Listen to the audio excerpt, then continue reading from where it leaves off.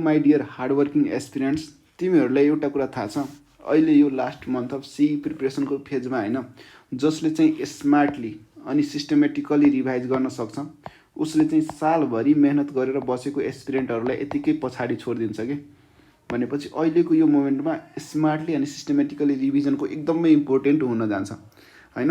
अनि तिमीहरूको एस्पिरेन्ट साथीहरूले चाहिँ मलाई के इनबक्स गर्छ भने, दाइ म त होइन रिभिजन गर्ने बेलामा पुरै एउटा च्याप्टर पल्टाउँछु अनि पुरै सुरुदेखि अन्त्यसम्म पढ्दै जाँदा चाहिँ अरू च्याप्टरहरू अरू सब्जेक्टहरू पढ्न टाइम नै भ्याइरहेको छ होइन। त्यसको साथसाथै कम्प्लिट सोल्युसन खोल्यो भने एउटै सेट पढ्नमा मलाई दिन बित्छ, अरू केही पनि पढ्न पाइरहेको छैन। म कसरी चाहिँ सिस्टमेटिकली रिभिजन गरौँ दाइ, मलाई केही पनि अब त्यस्तो आइडिया आएन, मलाई कस्तो दिक्क भइरहेछ, फ्रस्ट्रेसन भइरहेछ भनेर यस्तो मेसेजहरू मलाई चाहिँ थुप्रै इनबक्समा आउँछ कि। अब तिमीहरूले चाहिँ यस्तो सिचुएसन छ भने तिमीहरूले के थाहा पाउनु भयो भने तिमीहरूले चाहिँ सिस्टमेटिकली रिभिजन गर्न आएन कि, तिमीलाई मेथड्स थाहा छैन भनेपछि त्यस्तो सिचुएसनमा छौ भने यो भिडियो मजाले हेर।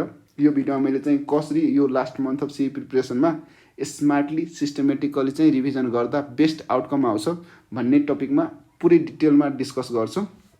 त्यही भएर यो भिडियो मजाले सुरुदेखि अन्त्यसम्म हेर होइन। अनि so let's begin the topic without any delay. अब तिम्रो सिस्टमेटिक अनि स्मार्टली चाहिँ रिभिजन गर्नु पर्दा सबैभन्दा पहिला के गर्नुपर्छ भने डेली रिभिजन प्लान बनाऊ कि। हरेक दिनको लागि प्लानिङ गर। अनि यो डेली रिभिजन प्लानलाई होइन तिमी 3 पार्ट्समा डिभाइड गर्न सक्छौ।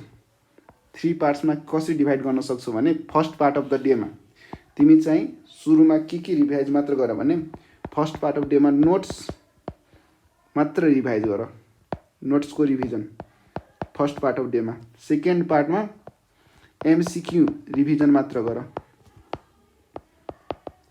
थर्ड पार्ट अफ डेमा तिमी कम्प्लिट सोल्युसन मात्र रिभिजन गर। अब तिमीहरूको सर्टेन स्टडी आवर्स होला होइन, त्यसलाई चाहिँ 3 पार्टमा डिभाइड गर कि हरेक दिनको स्टडी आवर्सलाई 3 पार्टमा। अनि त्यसरी चाहिँ अब यसरी डिभिजन गर्न सक्यौँ होइन। अब चाहिँ तिमीहरूले भन्छौ कि नोट्स चाहिँ कसरी रिभिजन गर्नु दाइ, फेरि नोट पल्टाएपछि म पुरै डेप्थमा पढ्न थाल्छु, अरू चाहिँ पढ्नै भ्याउँदिनँ भनेपछि नोट्स रिभिजन गर्दा तिमीहरूले ध्यान दिनुपर्ने कुराहरू के छ भने सबैभन्दा पहिला कन्सेप्चुअल टपिक्स भनेको थ्योरिटिकल कन्सेप्ट्स,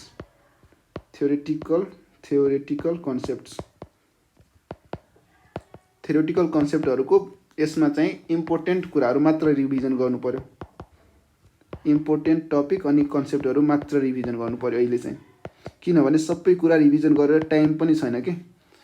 अनि यति भइहाल्यो तिम्रो थ्योरिटिकल रिभिजन गर्दा। अब थ्योरिटिकल कन्सेप्टमा चाहिँ तिम्रो यो फिजिक्स, केमिस्ट्री, बायोलोजी तिनटैको कन्सेप्ट आउँछ कि। सबैमा चाहिँ कन्सेप्चुअल क्वेसनहरू बन्न जान्छ भनेपछि सबैको चाहिँ इम्पोर्टेन्ट कन्सेप्टहरू मजाले रिभिजन गर।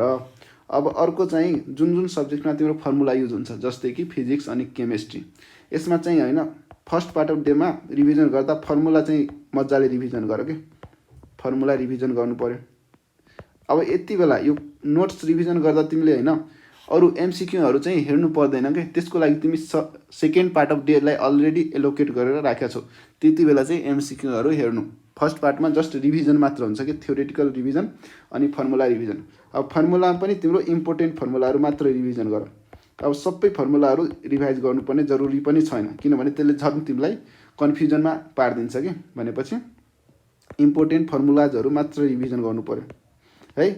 अब यति भएपछि तिम्रो फर्स्ट पार्ट अफ डे सकिन्छ। यति गर्नमै तिम्रो फर्स्ट पार्ट अफ डे सकिन्छ। अब यसपछि तिम्रो कुन बाँकी भयो, MCQ second part of day.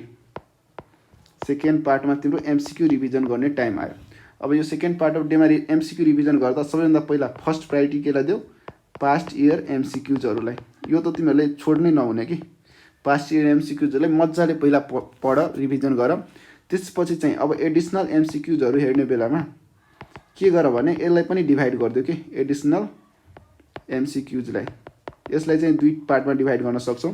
2 पार्ट्समा के हुनसक्छ भने एउटा एकदमै इजी कन्सेप्चुअल MCQज, इजी एन्ड कन्सेप्चुअल MCQज होइन। अनि अर्को चाहिँ मोडरेट MCQ जसमा चाहिँ फर्मुला युज गरेपछि सल्भ भएर आउँछ, मोडरेट MCQजहरू। अब एकदमै हार्ड MCQजहरूलाई मैले डिभिजन नै गरेको छैन कि, किनभने त्यो अहिले पढ्नु नै पर्दैन, जरुरी पनि छैन भनेपछि हार्ड क्वेसन नहेर।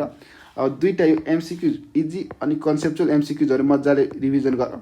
अनि अर्को चाहिँ मोडरेट MCQजहरू मजाले हेर। अब योभन्दा अगाडि पनि तिमीले होइन धेरैचोटि MCQजहरू अलरेडी पढिसकेको हुनुपर्छ कि। अब त्यसमा पनि धेरै जसो एमसिक्युजहरू तिमीलाई नआएको हुनुपर्छ। अब त्यसमा चाहिँ गोलो लाएको होला होइन, त्यो गोलो लाएको प्लस इजी अनि मोडरेट एमसिक्युजहरू अहिले मात्र हेर, अरू चाहिँ एमसिक्युजहरू हेर्नु पर्दैन। यो चाहिँ बेस्ट मेथड हो कि। अर्को चाहिँ कम्प्लिट सोल्युसन पढ्ने बेलामा अब यो कति बेला पढ्छौ? थर्ड पार्ट अफ डेमा। थर्ड पार्ट अफ डेमा यो चाहिँ कम्प्लिट सोल्युसनको टाइम भयो। अब कम्प्लिट सोल्युसनमा तिमीले सबैभन्दा पहिला के गर्नुपर्छ? त्यसको 200 मार्कको जति के हुन्छ? एमसिक्युज। अब त्यो एमसिक्युज भनेको अलरेडी तिमीले होइन मोडुलहरू पढ्ने बेलामा पास्ट इयर क्वेसनमा हेरिसकेको हुन्छौ कि। भनेपछि यो एमसिक्युजहरू पढ्न धेरै टाइम दिइराख्नु पर्दैन कि। 30 to 35 मिनट्समा होइन सबै 200 क्वेसन हेरिदियो कि मजाले, त्यसमा चाहिँ केही पनि टाइम दिइराख्नु पर्दैन।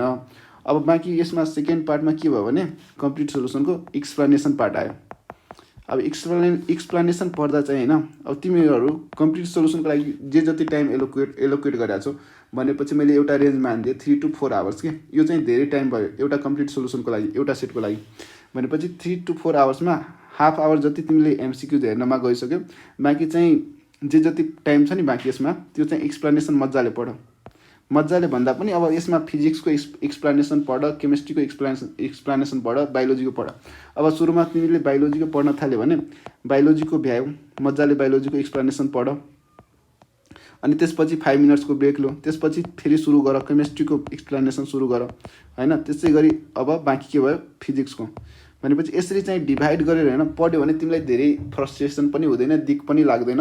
अनि एज अ होल इन्डमा चाहिँ होइन तिम्रो के हुने भयो? इन्डमा चाहिँ तिमीले राति चाहिँ सुत्ने बेलामा नोट्सको रिभिजन पनि भइसक्यो, नोट्स रिभिजन कम्प्लिटेड। अर्को चाहिँ एमसिक्युजको रिभिजन कम्प्लिटेड। अर्को चाहिँ कम्प्लिट सोल्युसनको पनि रिभिजन कम्प्लिटेड। भनेपछि सबै कुरा चाहिँ यसरी पढ्न गयो भने सबै कुराको इन्क्लुड भइहाल्छ, सबै कुरा रिभिजन भइहाल्छ।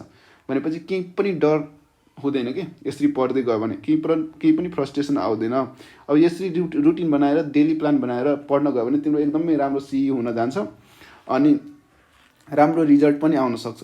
त्यही भएर यो रुटिन यसरी चाहिँ फलो गर्दै यसरी पढ्दै जाऊ अनि एकदमै राम्रो हुन्छ। यति भन्दै म आजको यो भिडियो यतिमै इन्ड गर्छु।